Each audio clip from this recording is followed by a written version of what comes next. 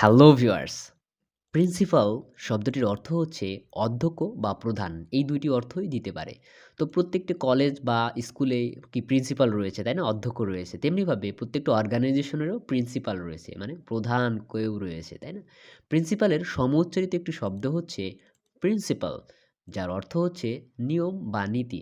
প্রত্যেকটা অর্গানাইজেশন বা প্রত্যেকটা কাজেরই কিছু প্রিন্সিপাল রয়েছে, অর্থাৎ নিয়মকানুন রয়েছে।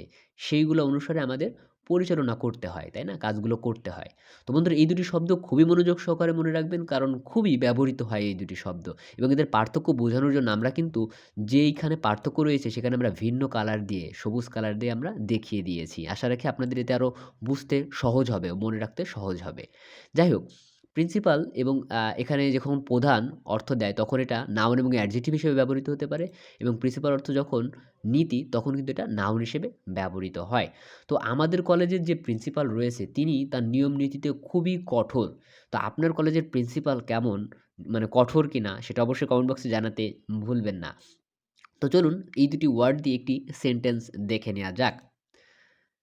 Our college principal is very strong in his principle.